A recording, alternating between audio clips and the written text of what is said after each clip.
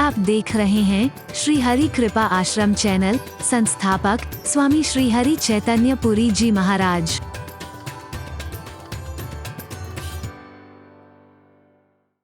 भविष्य में होने वाली उसकी दुर्गति को सोच करके जो मन में भाव है इसका क्या होएगा, इसको दया कहते हैं।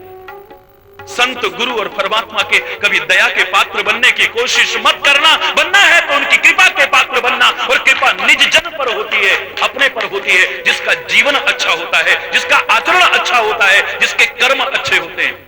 जो जैसे तैसे जीवन नहीं जीता है, वेद शास्त्रों के मत के अनुसार जीवन जीता है, मार्गदर्शन लेता है, चाहे किसी से भी ले ले, उसे अपने जीवन में अपनाता है, कृपा का अधिकारी बन जाएगा। एक बार फिर वहीं आ जाइए, कृपा का महत्व सबने स्वीकार किया है। जिसके पास दुनिया की निगाह में आंखें नहीं थी, वो सूरदास भी कहता है कृपा साधारण चीज है क्या। चरण कमल बंदो हरि राय। भूल गए थे आप, यहीं से चल रहे थे हम लोग। चरण कमल बंदो हरि राय, चरण कमल बंदो हरि राय। जाकी कृपा पंगु गिरि लंघे, जाकी कृपा हे हरि।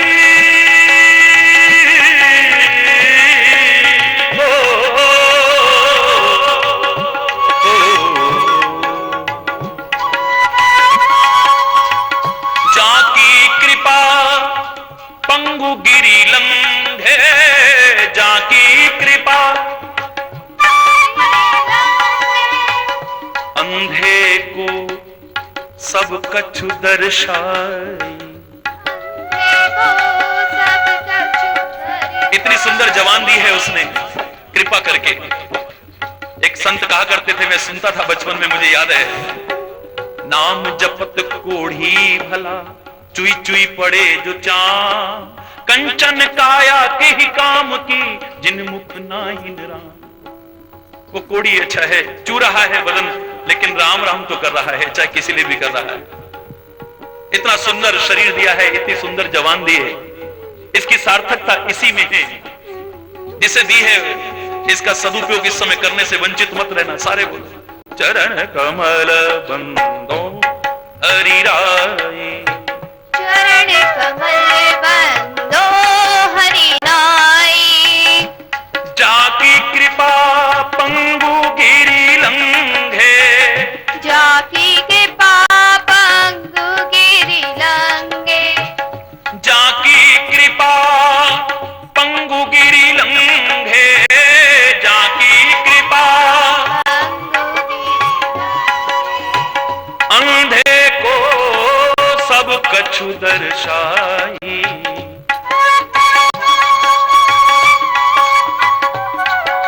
चरण कमल बंदो हरि राय,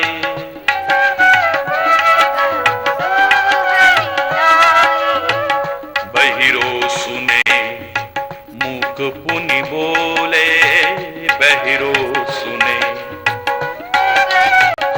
बहिरो सुने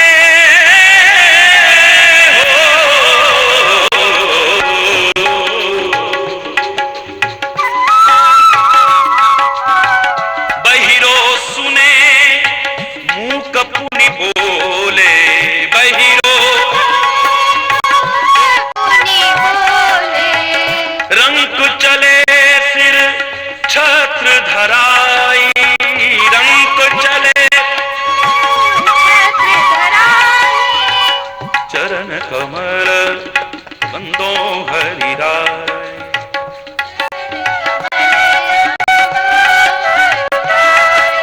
चरण कमल बंदो हरि राय, चरण कमल बंदो हरि। ओ हरि बोल, हरि बोल। हरि बोल। असंभव को भी संभव बना देता है भाव यह है। विस्तार से आप सुन चुके हो, जिसे कोई नहीं कर पाया उस काम को वो कर लेता है जिस पर उसकी कृपा हो जाए।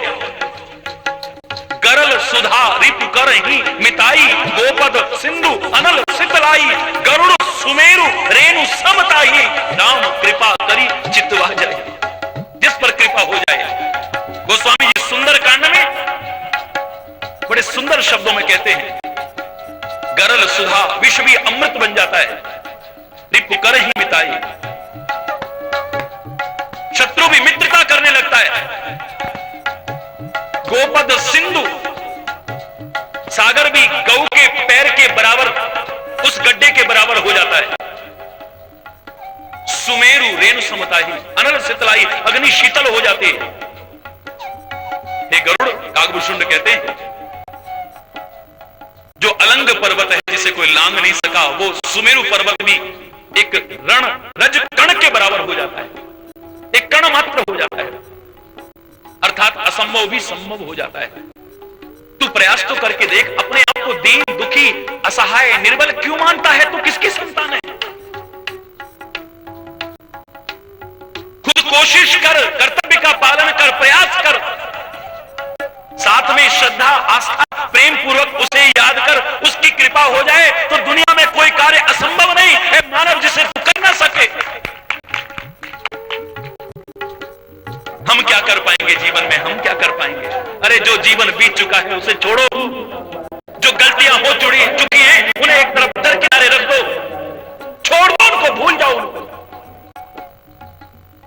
हाय हमारा जीवन तो ऐसे निकल गया, हाय हमारा जीवन तो ऐसे निकल गया, हाय हमारा जीवन तो ऐसे निकल गया। मेरे बच्चों, ये कहने की बजाय आज भी अगर प्रयास करना शुरू कर दो, एक एक क्षण भी आपके जीवन का नक्शा बदलने के लिए काफी है।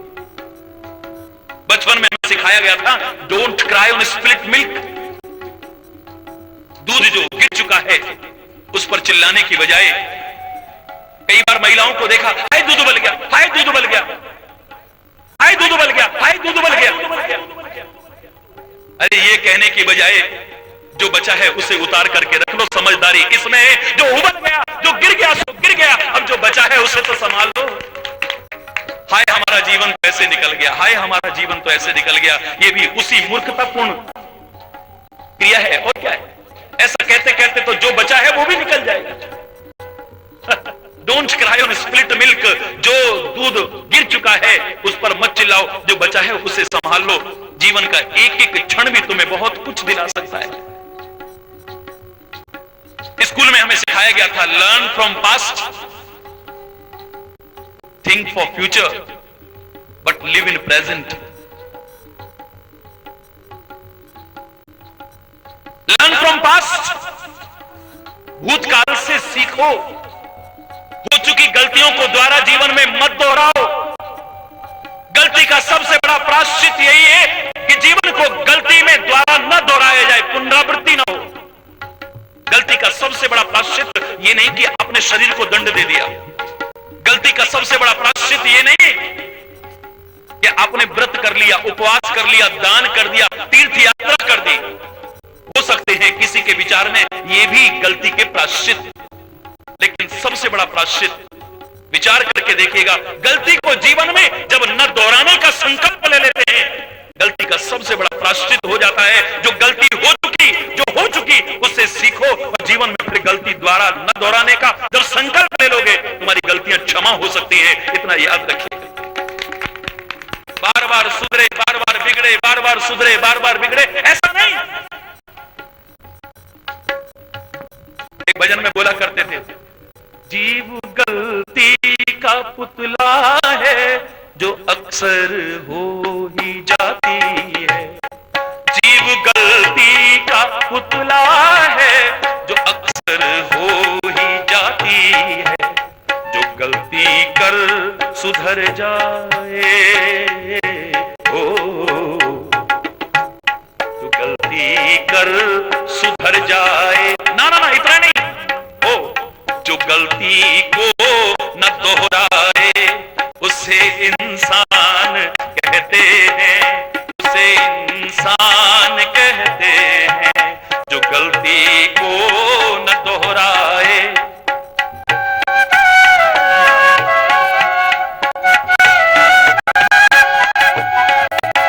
रहे इंसानियत जिसमें, उस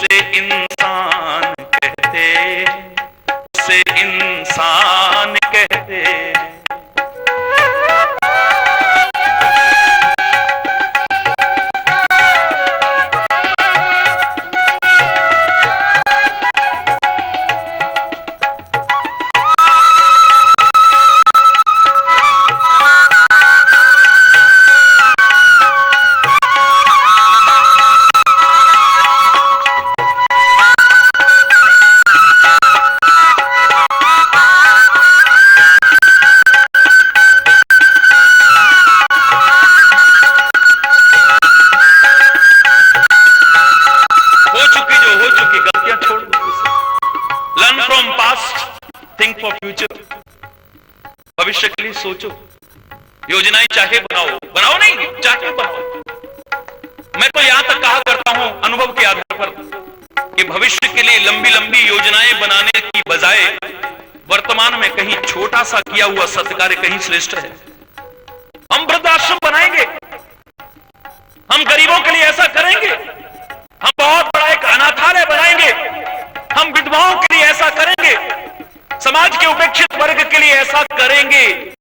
भविष्य की इन लंबी लंबी योजनाओं से वर्तमान में जो दरवाजे पर आ गया है भूखा, उसे 2 रोटी के टुकड़े कहीं खिला दो, वो ज्यादा उससे श्रेष्ठ है। कोई नंगा दिखता है, उसे 1 वस्त्र पहना दो, कहीं श्रेष्ठ है। आपके घर के दीवारें तक कपड़े पहनती हैं, दरवाजे कपड़े पहनते हैं, खिड़कियां कपड़े पहनती हैं, टेलीविजन कपड़ा पहनता है, आपका टेप रिकॉर्डर कपड़े पहनता है, आपकी अलमारियां कपड़े पहनती हैं, आपके पलंग कपड़े पहनते हैं, आपकी मेजें कपड़े पहनती हैं। पर अगर बगल में कोई नंगा सोता है तो धिक्कार है हम पर। उन कपड़ों में से एक कपड़ा अगर उसे दिया होता कहीं ज्यादा श्रेष्ठ था। कभी अजमा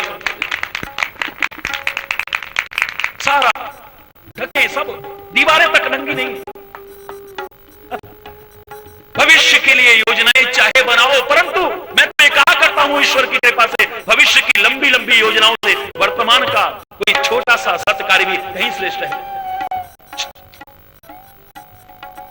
ध्यान दीजिए,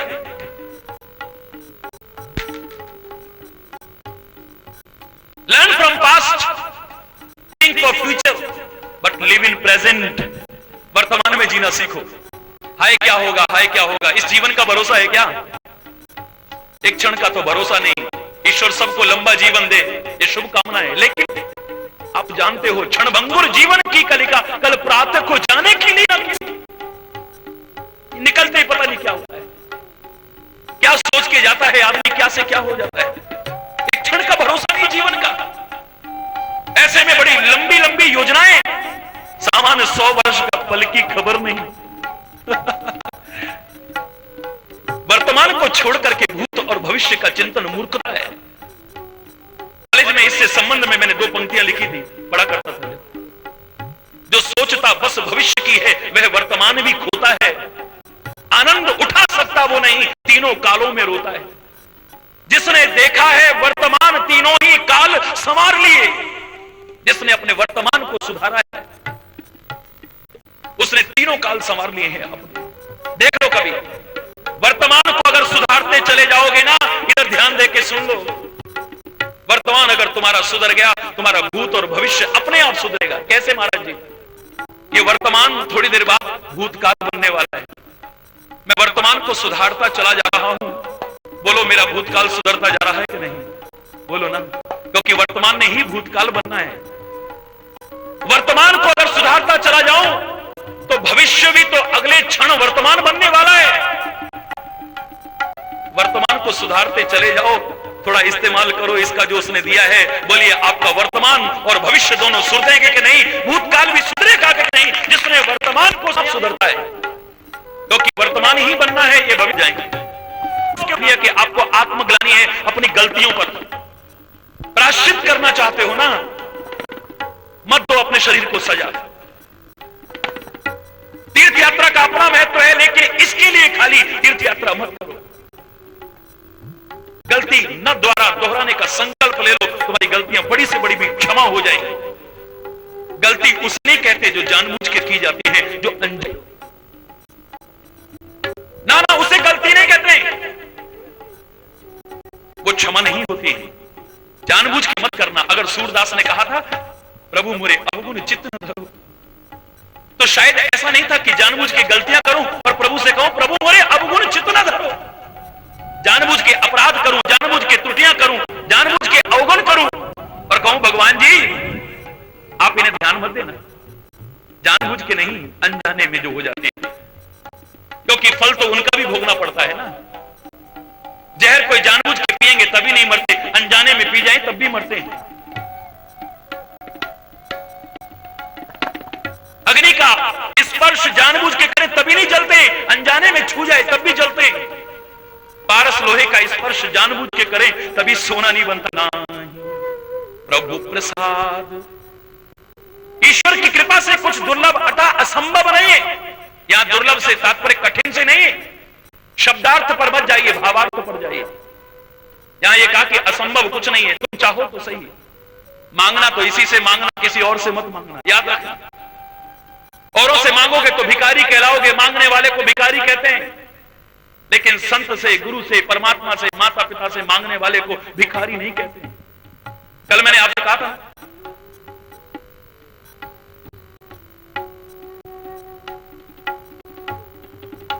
याद रखो इस बात को। कल मैं कह रहा था कि मेरे से मुझे अपराध बोध नहीं है उसके लिए। इस शरीर को जन्म देने वाली मां,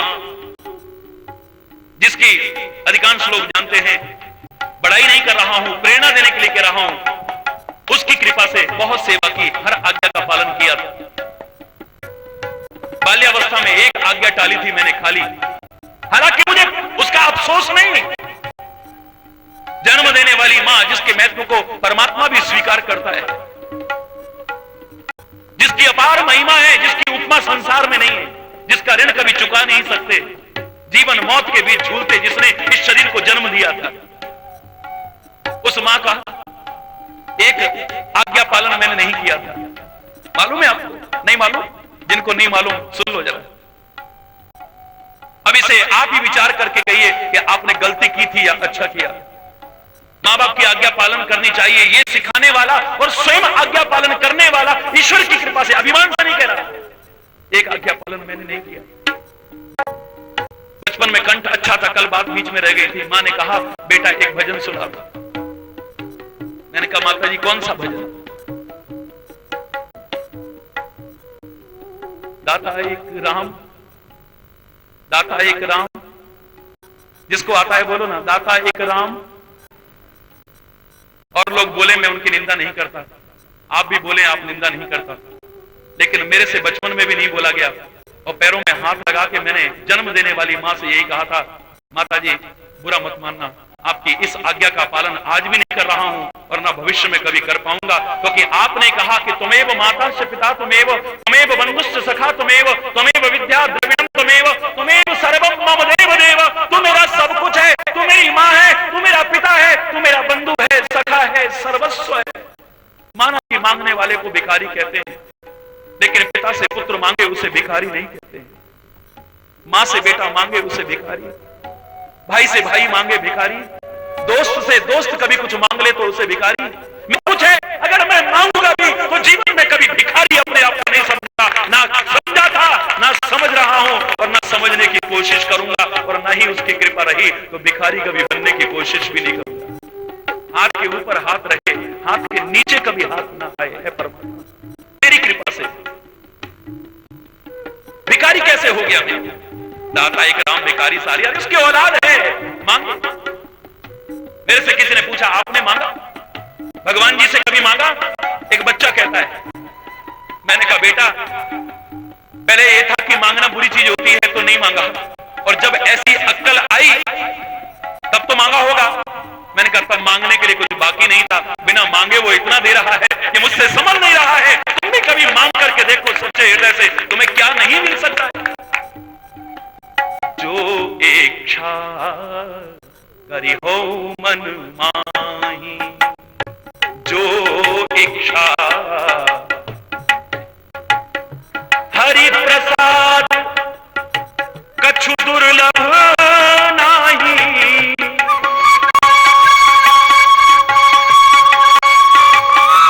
ऐसी कोई मनोकामना नहीं जो पूरी न हो सके। याद रखना इस बात को। बहुत सुनते हो कहानियां, कथाएं, खाली वहीं तक मत रहना प्लीज। मेरी प्रार्थना है आपसे, रहस्य को समझना। उसकी कृपा का हाथ अपने ऊपर रखवा लो एक बार।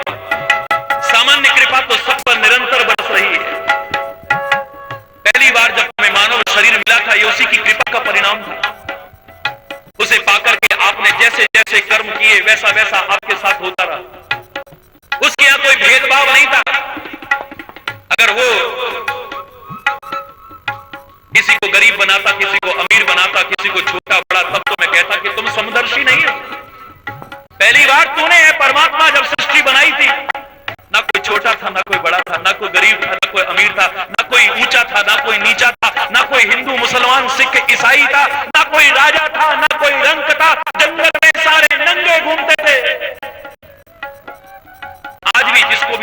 देता है, चाहे राजा का बेटा हो, चाहे एक भिखारी का बेटा हो, उसकी तरफ से सब बराबर, सारे के सारे नंगे आते हैं और जब जाते हैं तब भी खाली हाथ जाते हैं।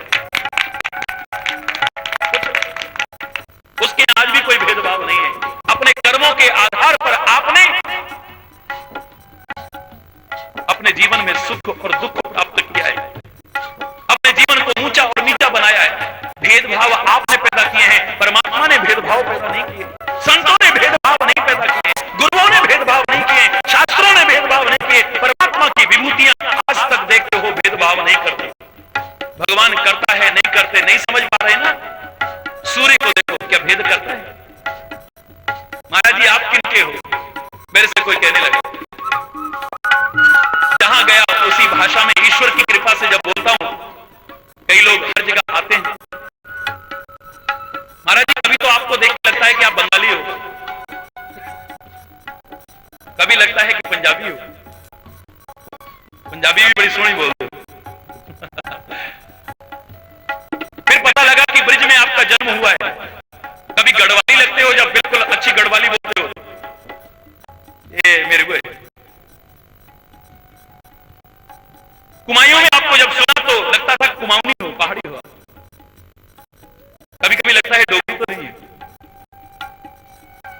कई बार आपकी बातों से लगता है कि आप सरदार तो नहीं थे पहले। वाहिगुरु जी का खालसा, वाहिगुरु बोलो ना। एक मेरे मुसलमान भाई आए, बोले महाराज मैं चैलेंज करके कह सकता हूं कहीं आप मुसलमान तो नहीं थे पहले। मेरे को बहुत खुशी होती जब सब अपना करके मानते हैं। गुरु महाराज की जय में इतना मजा नहीं आता, कामा के कन्हैया की जय में इतना मजा नहीं आता जब कहते हैं लाठी वाले भैया की जय। अपना भाई करके मानते हैं, अपना करके मानते हैं, बहुत अच्छा लगता है। अपनत्व का नाता जुड़ता है। हर एक आप किसके हो? मैंने कहा सूर्य किसका है, नदियां किसकी हैं, पृथ्वी माता किसकी है, भगवान किसका है, वाहिगुरु खुदा अल्लाह किसका है? अरे वो सबका है तो संत गुरु भी भेदभाव नहीं कर सकते। मैं भी सबका हूं, सब मेरे हैं, सबका लिए इस दिल में स्थान है। चाहे वो हिंदू हो, चाहे मुसलमान हो, चाहे सिख हो या ईसाई हो, छोटा हो या बड़ा हो, अगर भेदभाव हो गया उस दिन मैं अपने आप को संतता की श्रेणी में नहीं रख पाऊंगा, गिर जाऊंगा वहां। मांग करके देखो, यहां शर्म मत करो। तो महाराज जी जब ये समझ में आया तब आपने कुछ मांगा कि भगवान से मांगने में कोई बुराई नहीं है। मेरे मुंह से एक पंक्ति निकल गई थी, मेरा देवता मगन है मेरी अर्चना से पहले, मुझे मिल गया है सब कुछ मेरी याचना से पहले। बिना मांगे ही सब कुछ मिल गया है। तुम भी कभी ऐसा जीवन बना करके देखो, तुम्हें मांगना नहीं पड़ेगा, दुख रोना नहीं पड़ेगा। उसकी कृपा प्राप्त हो जाएगी। अब जिसका सर्वोपरि महत्व है, जिसने कृपा के महत्व को स्वीकार करा है, वो सुख में, दुख में, हानि में, लाभ में, यश में, अपयश में, अनुकूलता में, प्रतिकूलता में उसकी कृपा को अनुभव करता है, अपना हित अनुभव करता है, परमात्मा के हर विधान को मंगलमय करके जानता है। एक अबोध बच्चे की कहता है, जिसको बोध नहीं है अभी, जिसको ज्ञान नहीं है अभी, वो डॉक्टर के नाम से डरता है ना, बोलो डरता है डॉक्टर के नाम से। चलो बेटा डॉक्टर के पास, नाम है डॉक्टर के पास, सुई लगाएगा, सुई, डरता है। अबोध बालक, जिसको बोध है वो नहीं डरता डॉक्टर से, डरता है, बोलो बोलो ना, इतना बड़ा सिर हिला के नहीं, जवान से बोलो, डरता है नहीं डरता है। कई बार तो घर में पता भी नहीं चलता है, हॉस्पिटल में चला जाता है, मां पता लगा भर्ती हो गया, ऑपरेशन भी करा लिया, तब घर में फोन आ रहा है, उसको डर नहीं लगता है क्योंकि अब इसे बोध हो गया है। कहता है कि डॉक्टर अगर मीठी गोली देगा तो मेरी भलाई के लिए, कड़वी गोली देगा तो मेरी भलाई के लिए, चीरा लगाएगा तो मेरी भलाई के लिए, ऑपरेशन करेगा तो मेरी भलाई के लिए, और जहर आगे ना फैल जाए, शरीर का कोई अंग भी काट के फेंक देता है तो शत्रुतावश नहीं, उसमें भी मेरी भलाई छुपी हुई है। बोधशील व्यक्ति डॉक्टर की हर क्रिया में अपना हित अनुभव करता है। सी बुद्धि आ जाए तो डॉक्टर की हर क्रिया में तो अपनी भलाई खोज लेते हो, परमात्मा के विधान में अपनी भलाई नहीं खोज पाते, अपना हित नहीं खोज पाते, उसकी कृपा को अनुभव नहीं कर पाते। इस बात का बड़ा दुख होता है। तभी तो लगता है कि हम अभी अबोध हैं। उम्र बढ़ रही है, बढ़ नहीं रही, वैसे घट रही है। जयराम जी बोलो ना। लोग कहते हैं उम्र बढ़ रही है, मैं कहूं घट रही है। घट रही है, बढ़ रही है? बोलो। इस विवाद में नहीं पड़ते हम लोग। अपने आप को बहुत समझदार मानने वाले भी कई बार अज्ञानियों जैसी क्रियाएं करते हैं। अरे जो सबसे बड़ी चीज थी उस कृपा को हासिल करने का प्रयास नहीं किया। जो नष्ट हो जाने थे एक दिन उनको पाना चाहता है। ए मानव, जिनका परिणाम दुख ही है, सुख जैसे लगते, सुखद जैसे लगने वाले, परिणाम में विष छोड़ जाते हैं, अमृत जैसे लगते हैं, ऐसे विषय भोग वासनाएं साधन ये अबोध बालक जैसी हरकत नहीं है तो क्या है? क्या महत्वपूर्ण है, क्या कम महत्वपूर्ण है, क्या महत्वपूर्ण नहीं है, इसका बोध ही नहीं। एक बच्चे के सामने एक चॉकलेट रख दी और एक 500 का नोट रख दिया, सच बताना किसको उठाएगा? बोलो। चॉकलेट क्योंकि उसे पता नहीं कि ज्यादा कीमती क्या है और कम कीमती क्या है। अगर उसे पता होता कि 500 रुपए की तो इतनी सारी चॉकलेट आ जाएंगी, वो एक चॉकलेट को हाथ ना मारता, वो 500 के नोट को हाथ मारता। ये तो दुनियावी उदाहरण है। उसकी कृपा को तो 500 क्या, 5 अरब क्या, सारी दुनिया के खजानों से क्या, सारे सृष्टि के सुखों से क्या, किसी चीज से उपमा दे ही नहीं सकता।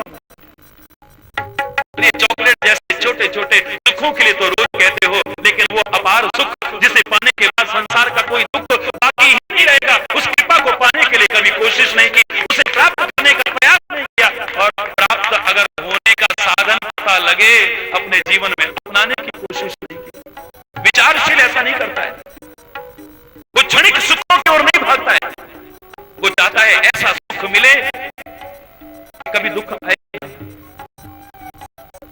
ऐसा नशा हो कभी उतरे ही ना, ऐसी मस्ती हो जो कभी कम हो ही ना। नाम कुमारी नानक, जिनको पता है बोलो ना, चढ़ी रहे दिन रात। ऐसा बोलने वाले भी शराब का नशा करते हैं, भांग का नशा करते हैं, और चीजों का नशा करते हैं। अरे क्या आवश्यकता है? ऐसा बोलने के बाद भी तुम्हें पता नहीं है कि ये नशे रात को करोगे सुबह उतर जाएंगे, सुबह करोगे शाम को उतर जाएंगे, लेकिन उसके नाम का, उसके प्यार का, उसकी कृपा का नशा ऐसा है जो जीवन भर कभी उतरने वाला ही नहीं। करके तो देखो, एक बात करने की कोशिश नहीं की, मजा आ जाएगा। जीवन में आपने कभी कल्पना भी नहीं की होगी। सुंदरकांड का एक बड़ा सुंदर उदाहरण जो कल अधूरा रह गया। हनुमान जी सीता जी के सामने जाते हैं।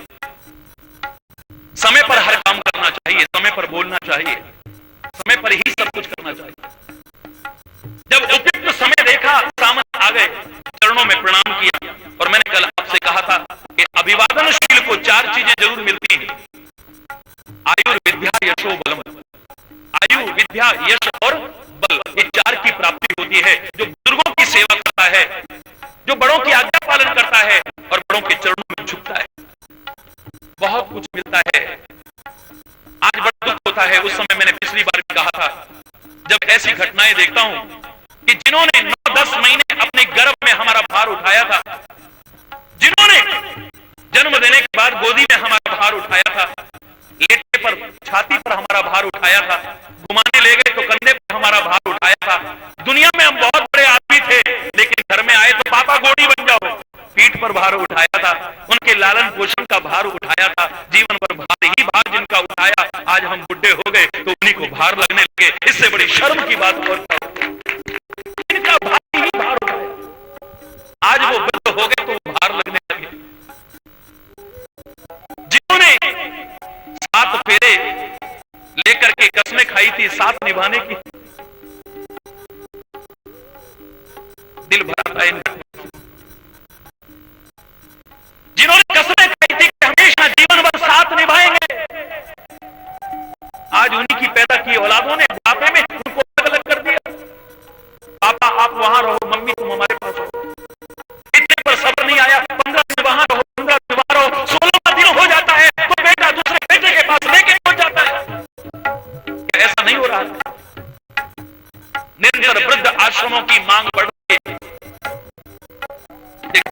बात नहीं है, शर्म की बात है कि सेवा करके बहुत कुछ मिलेगा। अगर आपको ये उपदेश जैसे लगते हैं, भाषण जैसे लगते हैं, तो मेरे बच्चों में आपसे इतना ही कहूंगा, ईश्वर आपको लंबा जीवन दे, कोई जवान मौत ना हो, लंबा जीवन दे आपको। आप सब लोग बुढ़े हों, और जब आप बुढ़े हों, आपकी औलाद आपका तिरस्कार करे, आपका अपमान करे, आपकी बेइज्जती करे, आपकी उपेक्षा करे, आपको कैसा लगेगा? सच बताना। जब आपको अच्छा नहीं लगेगा, आपके बुजुर्गों को भी अच्छा नहीं लगता है, आप भी उनके साथ वो सब करने की कोशिश मत करो। मैं इतने में कह दिया करता हूं, जो तुम्हें अच्छा नहीं लगता वो दूसरों से मत करो। अच्छा लगता है आपको कि आपको कोई गाली दे, तो क्यों देते? आपको अच्छा नहीं लगता कोई गुस्से में बात करे हमसे, क्यों करते? आपको अच्छा नहीं लगता ना कोई आपका अपमान करे, क्यों करते? कोई नीचा दिखाने की कोशिश करे, आपको अच्छा नहीं लगता, क्यों आप किसी को नीचा दिखाने की कोशिश करते हो? 10 लोगों में कोई जल कथा सुनाए, स्पष्टवादी बनकर के आपको अच्छा नहीं लगता, आप किसी को क्यों सुनाते हो? आपकी औलादों को, आपकी कन्याओं को, आपकी बेटियों को ससुराल में सताया जाए, आपको अच्छा नहीं लगता, तो दूसरे की बेटी जो आपके घर में आई है, आप उसे क्यों सताते हो? बुढ़ापे में आपकी औलाद आपका अपमान करेगी, तिरस्कार करेगी, आपको अच्छा नहीं लगेगा, तो आप अपने बुजुर्गों का अपमान तिरस्कार क्यों करते हो? जो तुम्हें अच्छा नहीं लगता वो दूसरे को भी अच्छा नहीं लगता होगा। आत्मा प्रतिकूलानि, जो आत्मा को प्रतिकूल लगे आचरण कभी दूसरों के साथ करने की कोशिश मत करो। सम्मान करो बड़ों का, इनके आशीर्वाद, इनकी दुआएं लेने की कोशिश करो, बहुत काम आती है। मैंने सुनाया था, अपने गुण गाने के लिए नहीं, आपको प्रेरणा देने के लिए। बचपन की एक बात है, याद आती है, मेरा मजाक उड़ा करता था। मैंने पिछली बार सुनाई थी ये घटना। मजाक उड़ाते थे कई लोग, मुझे अफसोस नहीं इस बात का, खुशी है मेरे को। बाल्यावस्था में मजाक उड़ता था, किस बात का? जो आया उसके पैर छू लिए, जो आया उसके पैर छू लिए। अपने फार्म के मजदूर आए, उनके पैर छू लिए। घर में कपड़े धोने वाले आए, उसके पैर छू लिए। बर्तन मांजने वाले आए, उसके पैर छू लिए। सफाई करने वाले उसके पैर छू लिए। जो मिला उसके पैर छू लिए। तो लोग मजाक उड़ाते थे, तेरे को शर्म नहीं आती है? अपना स्टैंडर्ड नहीं देखते हो, हर एक के पैर, छोटे मोटों के भी पैर छू लेते हो। एक आदत थी बचपन में, जब तक पैर नहीं दबाता था माता पिता के, और एक हमारे घर में बुजुर्ग थी, तब तक सोता नहीं था। मेरा जीवन छुपा नहीं है, जन्मभूमि में भी लोग दर्शन करने जाते हैं, हालांकि मैं नहीं जाता हूं। छुपा नहीं है कुछ। ये अपनी प्रशंसा के लिए नहीं, प्रेरणा देने के लिए सुना रहा हूं, याद रखना इस बात। पैर दबा रहा था मैं, 100 वर्ष से ज्यादा उनकी अवस्था थी, उनके पैर दबा रहा था, जो बुजुर्ग थी हमारे घर में। आज उनको नींद आ गई, कहना भूल गई कि बेटा जाओ सो जाओ, और दिन कहती थी तो चला जाता था। अचानक उनकी आंख खुली, घड़ी में निगाह गई, 2 बज चुके थे। हाय बेटा, आंखों में आंसू आ गए, तू अभी तक सोया नहीं? मैंने कहा कोई बात नहीं। पैर दबाने लगा, वो सीन सामने घूम रहा है, सच बता रहा हूं। अचानक आंखों में आंसू भर के वो बुजुर्ग कहती है, बेटा दिन में तेरा लोग मजाक उड़ा रहे थे ना, बुरा तो नहीं माना तूने? मैंने कहा नहीं जी, मैंने नहीं माना। मानना भी मत कर। मैंने कहा नहीं मानूंगा, चिंता न करो। और बेटा पैर छूना कभी बंद भी मत करना लोगों के। सारे कहते थे क्यों छूता है, हर एक के अरे गहरे नत्थु खरे के पैर छू लेता है। बुजुर्ग कहती हैं कि बेटा तू पैर छूना भी बंद मत कर। मैंने कहा अच्छा जी। अचानक बड़े गले से रुका होता है, बड़े धीरे धीरे कहने लगी, बेटा आज मेरे दिल से एक बात निकल रही है, याद रखना, आज जैसे तू सबके पैर छूता है, एक दिन आएगा हिंदुस्तान नहीं सारी दुनिया तेरे पैर छुएगी। आज जब जब ऐसा देखता हूं उन बुजुर्ग की बात याद आती है। अहिर्भ्रम यत्पादप्लवमेकमेव भवाम्भोधे स्थिरशावताम् वन्देऽहं तमशेषकारणपरम् रामाख्यमीशं हरिम् मनोजवं मारुततुल्यवेगम्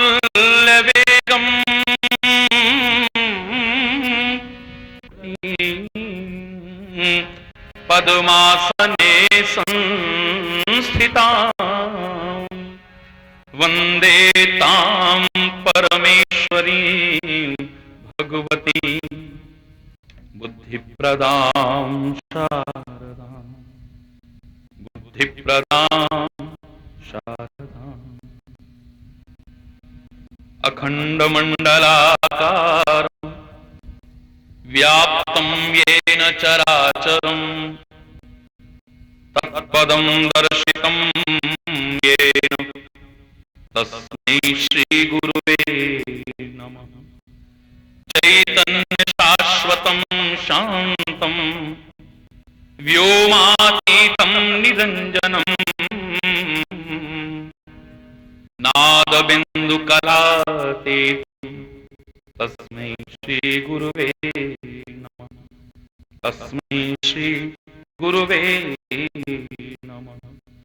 ॐ सहना भवतु सहनौ भुनक्तु सह वीर्यं करवावहै तेजस्विनावधीतमस्तु मा विद्विषावहै। ॐ शान्ति शान्ति शान्ति। बोलो वृंदावन बिहारी अति प्रेम और श्रद्धा पूर्वक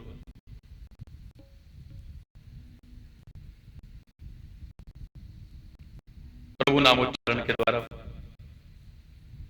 अपनी रचना को पवित्र करेंगे सभी लोग। कृष्ण गोविंद गोपाल गाते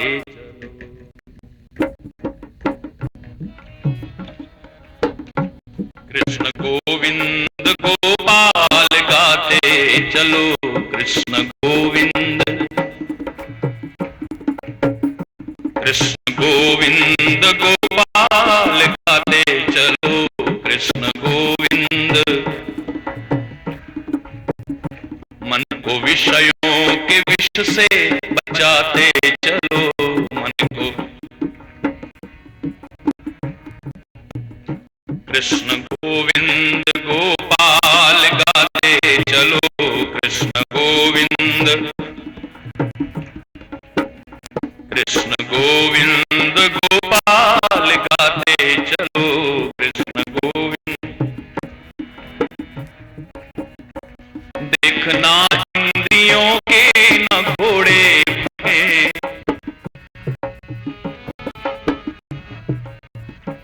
देखना इंद्रियों के घोड़े भगे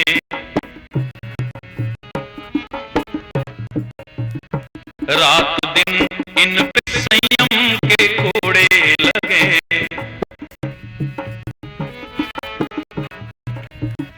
रात दिन इन पे संयम के घोड़े लगे। रात अपने रथ को सुमार्ग चलाते चलो।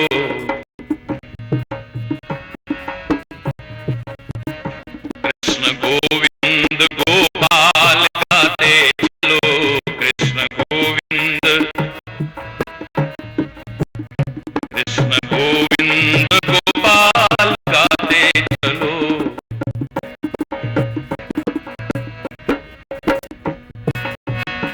काम करते रहो नाम जपते रहो।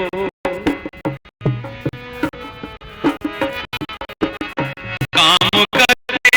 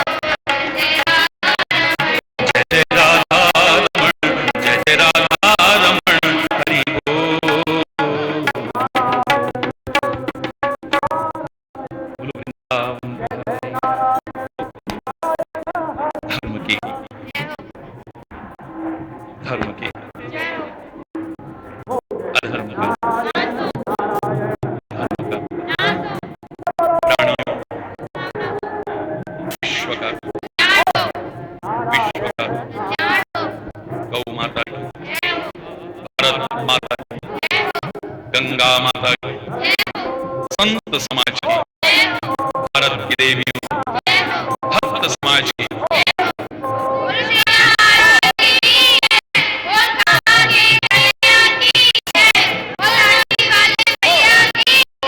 बोलो वृंदावन बिहारी लाल की जय जय श्री राधे श्याम राम राम।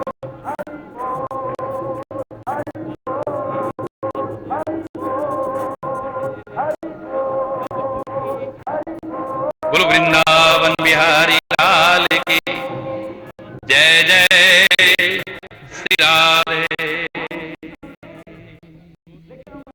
श्याम। सौभाग्यशाली हैं हम और आप सभी, ईश्वर की असीम अनुकंपा से क्षण प्राप्त हो रहे हैं।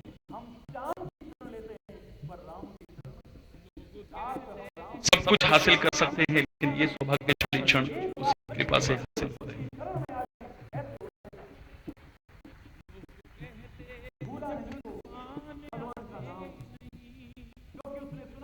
सौभाग्यशाली हैं हम, हमें मानव का शरीर मिला है। सौभाग्यशाली हैं हम, सर्वांग परिपूर्ण शरीर मिला है, जिसके एक एक अंग की कीमत हम आंक नहीं सकते।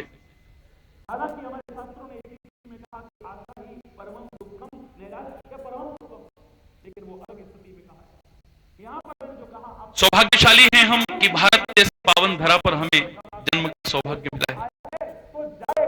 सौभाग्यशाली हैं हम, हमें सत्संग मिल रहा है। सौभाग्यशाली हैं हम कि हमारी इसमें रुचि भी है, वरना यहां ना बैठे हो। लेकिन परम सौभाग्यशाली हो जाएंगे यदि प्राप्त मार्गदर्शन को अपने जीवन में उतार करके अपने जीवन का कल्याण करने में सक्षम हो जाए। मार्गदर्शन जो हमें मिल रहा है ईश्वर की कृपा से।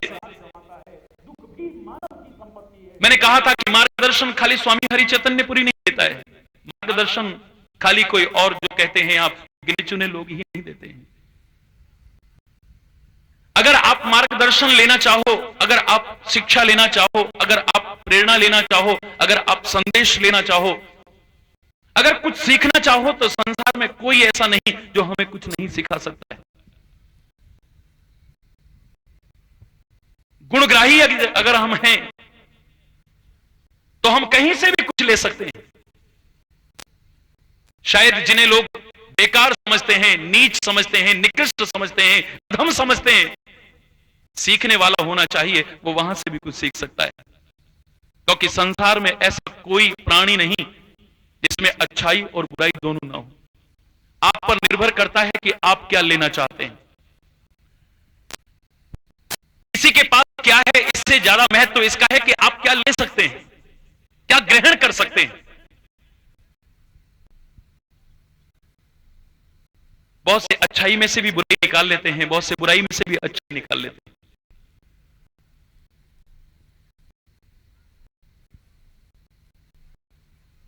किसी ने कहा है कि उत्तम विद्या लीजिए यद्यपि नीच पे होए। खाली संतों से, गुरुओं से, शास्त्रों से, महापुरुषों से ही नहीं। उत्तम विद्या लीजिए यद्यपि नीच पे होए, पयो अपावन ठौर पे कंचन तजे न कोई। आपकी सोने की या डायमंड की कोई चीज जो आपकी निगाह में कीमती है, अच्छी है, गंदी से गंदी जगह में गिर जाए, आप इंतजार नहीं करेंगे कि सफाई करने वाला आएगा और वो निकालेगा। तब कहीं नीचे न चली जाए। जो इतना शुद्धता का विचार करते थे, वो जल्दी से हाथ मार के उस गंदगी में से भी निकालने की कोशिश करते हैं। वो हीरे या सोने की, डायमंड की या गोल्ड की कोई चीज आपकी गिर जाए, कोई वस्तु गिर जाए, जिसको आप सबसे गंदी जगह मानते हैं, अपने मुंह से नहीं बोल रहा, आप इंतजार नहीं करेंगे। आप निगाह में जो अच्छी चीज है, कीमती चीज है, जब उस गंदगी में से भी हाथ डाल के निकाल लेते हो, अगर किसी के पास कोई अच्छाई है, उसे लेने में संकोच क्यों करते हो, चाहे वो बेकार भी क्यों ना हो। संसार में ऐसा कोई प्राणी नहीं है जिसमें कोई अच्छाई ना हो, और संसार में ऐसा कोई प्राणी नहीं जिसमें कोई बुराई ना हो। महाभारत का उदाहरण सिखाता है। गुरुदेव कहते हैं, हे युधिष्ठिर, सारे विश्व में घूम करके आओ, एक व्यक्ति ऐसा ढूंढ करके लाओ जिसमें कोई अच्छाई ना हो। और हे दुर्योधन, तुम भी सारे संसार में घूम करके आओ और एक व्यक्ति ऐसा ढूंढ करके लाओ जिसमें कोई बुराई ना हो।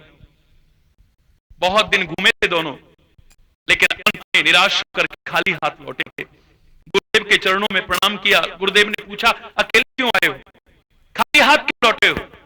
युधिष्ठिर, धर्मराज बताओ ना, हमने कहा था कि संसार से, पूरे संसार में से एक प्राणी ऐसा ढूंढाओ जिसमें कोई अच्छाई ना हो, खाली हाथ क्यों लौटे हो? बोले गुरुदेव, यही तो कहा था कि कोई ऐसा ढूंढ के लाना जिसमें कोई अच्छाई ना हो। जिनको लोग बुरा मानते थे, नीच मानते थे, निकृष्ट मानते थे, अधम मानते थे, मैं तो सीधा उनके पास गया। गलत आदमी न ले जाऊं, इसलिए उनके जीवन को बहुत गहराई से जब देखना शुरू करा तो जिन लोग नीच मानते थे, अधम मानते थे, निकृष्ट मानते थे, बुरा मानते थे, मुझे तो उनमें भी कोई ना कोई अच्छाई नजर आ गई, इसलिए खाली हाथ लौट आया। तो दुर्योधन, फिर तुम खाली हाथ क्यों लौटे हो? अगर संसार में कोई ऐसा प्राणी नहीं जिसमें कोई अच्छाई ना हो, तो हमने तुमसे तो यही कहा था ना कि कोई आदमी ढूंढ के लाओ जिसमें कोई बुराई ना हो। बोले गुरुदेव, जिन्हें लोग संत मानते थे ना, जिन्हें महापुरुष मानते थे ना, जिन्हें बहुत बड़ा मानते थे, जिन्हें बड़ा महान मानते थे लोग, जिन्हें बड़ा सज्जन मानते थे लोग, जिन्हें बहुत अच्छा मानते थे लोग, मैं तो सीधा उनके पास गया, उनके जीवन को देखा। गलत आदमी छांट के न ले जाऊं। जब मैंने ध्यान से उन अच्छे लोगों को भी देखा तो मुझे तो उनमें भी कोई ना कोई बुराई नजर आ गई, इसलिए मैं खाली हाथ लौटाया। ढूंढने वाले को अच्छाई में से भी बुराई नजर आती है और ढूंढने वाले को बुराई में से भी अच्छाई नजर आती है, अच्छाई में से भी बुराई नजर आती है। किसी के पास क्या है, इससे ज्यादा महत्वपूर्ण है कि आप गुणग्राही हो या नहीं। आप कितना ले सकते हो? 3 दिन में आपने सुना, आप कितना ग्रहण करते हो? महत्व इसका है, गुणग्राहकता का महत्व है। एक सज्जन व्यक्ति को कहा भी है, मधुकर सरिस संत गुणग्राही। भौरे और मधुमक्खी की तरह बन जाए, वो सज्जन है, वो संत है जो जहां से सार मिले वहां से खींच ले। आज बड़ी अच्छी बात चल रही थी शाम को, सनातन संस्कृति के बारे में, कुछ शंकाओं के बारे में जिक्र चल रहा था। मेरे भाई बैठे हैं यहां पर काफी लोग, कुछ शंकाओं के बारे में कि मूर्ति में भगवान कहां से होता है। महाराज जी, मैंने कहा कई बार बता चुका हूं, लेकिन अगर समझ में नहीं आया तो आप बता दीजिए भगवान कहां होता है। वो सर्वव्यापक है, कण कण में है, जर्रे जर्रे में है। मैंने कहा झूठ बोलते हो, भगवान सर्वव्यापक नहीं है। क्या महाराज जी, आप तो कहते हो वो सर्वव्यापक है, सब जगह है, लेकिन मैंने कहा तूने माना कहां? अगर वो सर्वव्यापक है, कण कण में है, जर्रे जर्रे में, तो फिर मूर्ति में क्यों नहीं? ये मूर्ति भी उस कण कण से बाहर नहीं, ये मूर्ति भी उस जर्रे जर्रे से बाहर। अगर वो सर्वव्यापक है तो इसमें क्यों नहीं? मूर्ति में भी भगवान है। मैंने भी नहीं कहा मूर्ति में ही भगवान है, भी में और ही में there is lots and lots of difference. इतना याद रखिएगा। तो महाराज जी, लोग उल्लू क्यों बनाते हैं, बेवकूफ क्यों बनाते हैं? अभी शाम की बात है, भगवान के आगे भोग लगा दिया, थाली जितनी थी उतनी की उतनी उठा ली। क्या भगवान ने भोग लगाया? ना तो उसके तोल में कोई कमी आई, ना उसके आकार में कोई कमी आई, ना उसके रंग रूप में कमी आई। भगवान ने भोग लगा लिया जी, भोग लगा लिया। मैंने कहा भगवान को सर्वशक्तिमान मानते हो कि नहीं मानते हो? बोले हाँ मानते हैं। तो मैंने कहा विज्ञान ने सिद्ध करके दिखा दिया, एक वैक्यूम जार के अंदर, निर्वात जार के अंदर एक गुलाब का पौधा रखा गया, ये सच घटना है। उसका वजन तोला गया, उसके बाद उसमें मक्खियां, मधुमक्खियां छोड़ी गईं। मधुमक्खियों को देखा कि सार ग्रहण कर रही हैं, अपना रस ले रही हैं। उसके बाद मक्खियों को छोड़ करके वापस फिर उसका वजन लिया गया। चमत्कार, वैज्ञानिक चमत्कृत हो गए कि वजन बराबर का बराबर था। आप भी कभी तोल के देख लीजिए। श्रीमान जी, एक ओर कहते हो वो सर्वशक्तिमान है, दूसरी ओर सिद्ध हो गया है कि छोटा सा एक कीट, मधुमक्खी, उसमें इतनी शक्ति है, वो फूल का आकार कम नहीं करती, उसका रंग कम नहीं करती, उसका वजन कम नहीं करती, उसका कुछ भी कम नहीं करती, फिर अपना सार खींच करके ले जाती है। और सर्वशक्तिमान में इतनी शक्ति नहीं है, इतनी सामर्थ्य नहीं है। अगर आपकी भावनाएं हैं उसमें से वो आपकी भावनाओं के अनुसार सार ग्रहण कर ले और चीज वैसी की वैसी पड़ी रहे, इसमें कौन सी संदेह की बात है? विचार करके देखिए, भगवान तुम्हारी वस्तुओं का भूखा नहीं, तुम्हारे पदार्थों का भूखा नहीं, वो तुम्हारी प्यार और भावनाओं का भूखा है। अगर प्यार और भावनाएं नहीं है तो कैसे भी पकवान उसे नहीं रिझा पाए, वो त्याग देता है। और प्यार और भावनाएं हैं तो वो रूखा साग भी खाने को तैयार हो जाता है, केले के छिलके भी खाने को तैयार हो जाता है, झूठे खट्टे मीठे बेर भी खाने को तैयार हो जाता है। इतिहास साक्षी है। अगर प्यार और भावनाएं तो बड़े रईस के उन पकवानों को ठुकरा देते हैं संत और दिखा देते हैं कि क्यों ठुकराए हैं ये, तेरे अंदर प्यार भावना नहीं, तू जालिम है, तू सताता है लोगों को, देख तेरी रोटी में से क्या निकल रहा है। तेरी प्यार और भावना है, नेक नियति है, नेक कमाई है, तो देख इस रोटी में से दूध निकल रहा है। संत भी प्यार और भावनाओं के भूखे हैं, तुम्हारे धन दौलत के, तुम्हारे वस्तु पदार्थ के भूखे नहीं। बात कहां से कहां ना पहुंच जाए, इसलिए तो मैं वहीं आ जाता हूं वापस। मधुमक्खी भंवरे की तरह गुणग्राही बनो, जहां से अच्छाई मिले अच्छाई ले लो। दुनिया में कोई ऐसा नहीं है जो आपको कुछ सिखाने लायक ना हो, बशर्ते कि आप सीखने की क्षमता रखते हो, उससे कुछ प्राप्त करने की क्षमता रखते हो। मार्गदर्शन का पहला शब्द है मां। पहला शब्द क्या है? ये तो इतना प्यारा शब्द है कि बोलते ही, मेरे सच बता रहा हूं, सारे रोंगटे खड़े हो जाते हैं। बोलो ना, मार्गदर्शन का पहला शब्द क्या है? तो बुरी बात है क्या मां बोलने में कोई बुराई है क्या? बोलो ना, मां। और मैंने एक बार बताया था कि जिस शब्द के साथ मां शब्द जुड़ गया, वैसे तो किसी से भी सीख सकते हो, लेकिन उसका मार्गदर्शन ले लो, आपके जीवन का उद्धार हो जाएगा। कैसे महाराज जी? ये मेरा अनुभव है, ईश्वर की कृपा से जो मिला है, अभिमानवश नहीं कहता हूं, पढ़ा हुआ और सुना हुआ नहीं है, जो अनुभव किया है वो बता रहा हूं आपको। जिसके साथ भी मां शब्द जुड़ा है, उसकी गरिमा बहुत ऊंची हो गई, उसका स्थान बहुत ऊंचा हो गया है, उसका पद बहुत ऊंचा हो गया है, उसकी प्रतिष्ठा बहुत ऊपर उठ गई है, और उसका सिखाया रास्ता, उसका बताया रास्ता हमारे जीवन का उत्थान करेगा, कभी भी हमारे जीवन का पतन नहीं करेगा। क्या महाराज जी? कौन कौन है जिनके साथ मां शब्द जुड़ा और उनका मार्गदर्शन हमारे जीवन का कल्याण कर सकता है, जिनसे सीख करके हम अपने जीवन का उद्धार कर सकते हैं? सबसे पहले जिस पर आप बैठे हो देश में, उसको भी मां कहते हैं। क्या कहते हैं इसको? पृथ्वी मां। क्या कहते हैं? बोलो बोलो ना। मैंने कल आपसे कहा था, जिसको जबान दी है वो जबान से ही बोले। क्या कहते हैं? ये पृथ्वी के साथ भी हमारे यहां मां शब्द जुड़ा है। ये पृथ्वी मां भी हमें सिखाती है, सहनशीलता सिखाती है, परोपकार सिखाती है।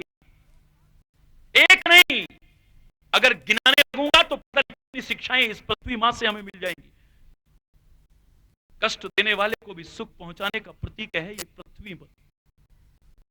हम तो छाती से, इसकी छाती को अपने हल से फाड़ते हैं, लेकिन ये हमें जीवन बचाने के लिए अन्न देती है, धान देती है, हमारे जीवन का कल्याण करती है।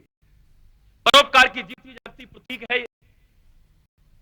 इस पृथ्वी मां से सीख लो, आपके जीवन का उद्धार हो जाएगा। जो शिक्षाएं देती है, अगर नहीं समझ में आता तो कोई बात नहीं, पूरी पृथ्वी मां से नहीं सीखते तो मेरे तो देश के नाम के साथ भी मां शब्द जुड़ा है। भारत माता की बोलो ना। इस देश में रह करके भी उसकी जय जयकार करने में हमें संकोच क्यों होता है? अरे दुनिया में अभी तक कोई ऐसा साहस नहीं कर पाया।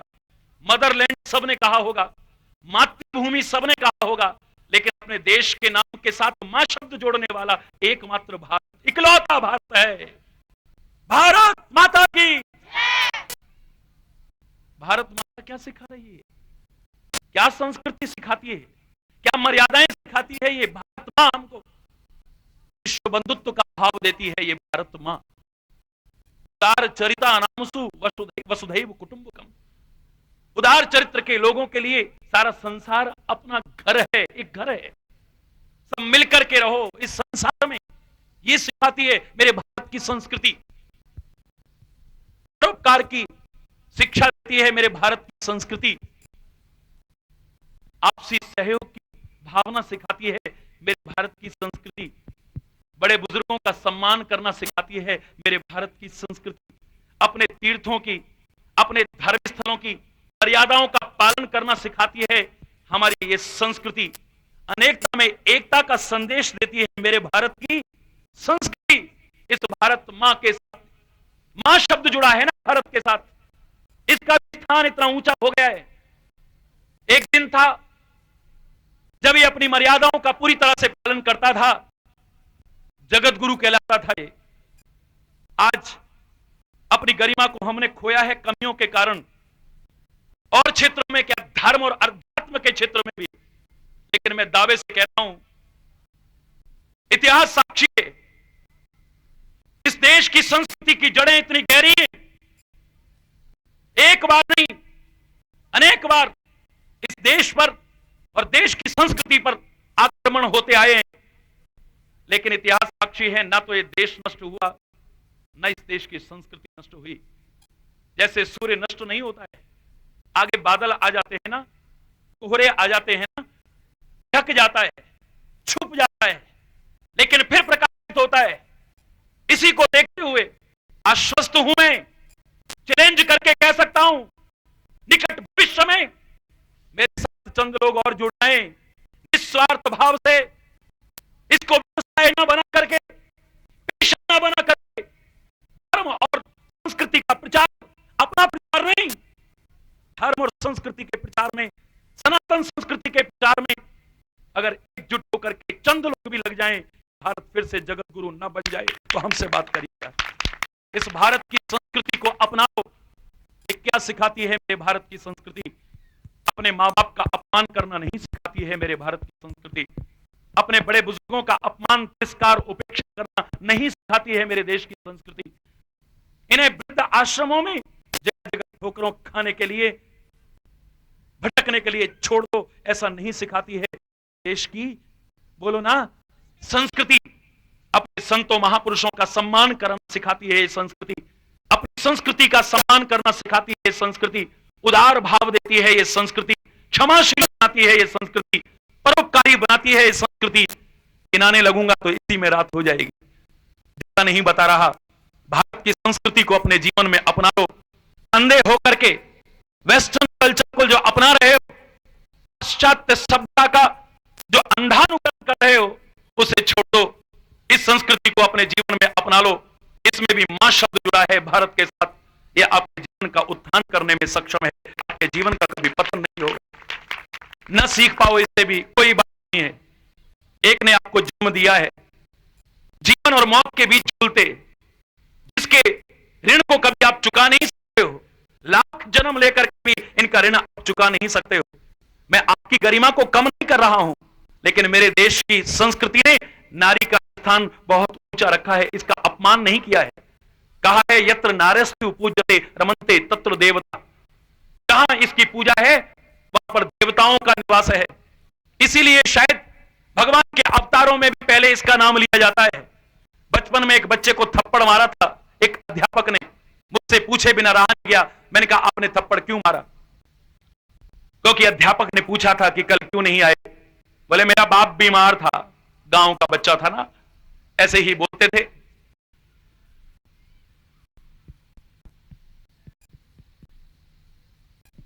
मेरा बाप बीमार था। आप कहना अच्छा लगता है क्या? बोलो बोलो ना। असभ्यता परिपूर्ण लगता है, धृष्टता परिपूर्ण लगता है। अगर कोई कहे ये मेरा बाप खड़ा है, अच्छा लगेगा? बोलो ना। ये मेरे मां बाप खड़े हैं, अब बुरा लग रहा है क्या? मां शब्द जुड़ते ही जो बाप शब्द भद्दा लग रहा था, अब कितना अच्छा लगने लगता है। देखो जरा, ये मां शब्द की गरिमा है। प्रैक्टिकल बता रहा हूं, कोई खाली ढकोसला नहीं है। देख लेना कभी आपको कोई बाप कहेगा ना बच्चा, आपको बुरा लगेगा। और मम्मी साथ में खड़ी हो, माता जी साथ में खड़ी हो, या जो भी झाई जी साथ में खड़ी हो, यदि ये मेरे माँ बाप हैं, बुरा नहीं लग रहा। ये शब्द परमात्मा ने भी किया। जिसके डर के मारे सूर्य भी तपता है, जिसके डर के मारे हवाएं दशों दिशाओं में भागी फिर रही हैं, जिसके डर के मारे ब्रह्मा महेश इत्यादि भी अपने अपने कार्यों में लगे हुए हैं।